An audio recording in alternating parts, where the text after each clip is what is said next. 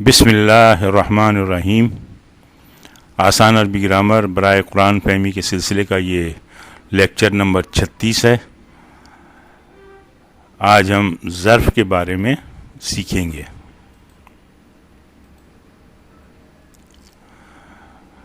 ایسے الفاظ جو کسی اسم کے مقام یا کسی عمل کے وقت کا تعین کریں ظرف کہلاتے ہیں۔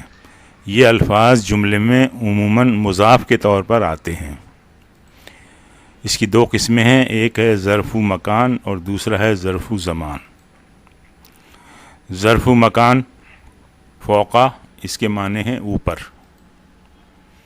مثال ہے اس کی القلم فوق المکتبی، قلم میز کے اوپر ہے۔ اب یہ میز کے اوپر جو ہے یہ جگہ کا تعین ہو رہا ہے اس لفظ کے ذریعے سے۔ تحت، اس کا مطلب ہے نیچے۔ حامد تحت الشجرتی، حامد درخت کے نیچے ہے۔ اب اس میں بھی جگہ کا تعین ہو رہا ہے کہ درخت کے نیچے ہیں۔ امامہ، اس کا مطلب ہے سامنے۔ مثال ہے اس کی بیت التاجری امام المسجدی، تاجر کا گھر مسجد کے سامنے ہے۔ خلفہ یعنی پیچھے۔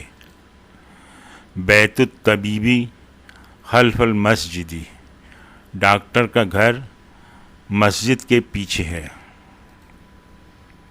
مع یعنی ساتھ، کسی کے ساتھ ہونا۔ ہوا معی ہنا فی البلدی، وہ میرے ساتھ وہاں شہر میں ہے۔ عندہ یعنی پاس۔ ما عندی سیارتن، میرے پاس کار نہیں ہے۔ اب یہ سارے جو الفاظ ہیں ان سے جو ہے جگہ کا تعین ہو رہا ہے، تو ان کو ظرف مکان کہتے ہیں۔ دوسری اس کی قسم ہے ظرف زمان۔ یہ ایسے الفاظ ہیں جو کسی اسم کے کسی عمل کے وقت کا تعین کرتے ہیں۔ یہ الفاظ جملے میں عموماً مضاف کے طور پر آتے ہیں۔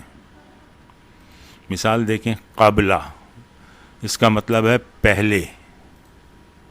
السلام قبل الکلام، کلام سے پہلے سلام ہے۔ اب یہ قبلہ جو ہے یہ وقت کا تعین کر رہا ہے کہ فلاں وقت سے پہلے یا فلاں کام کرنے سے پہلے۔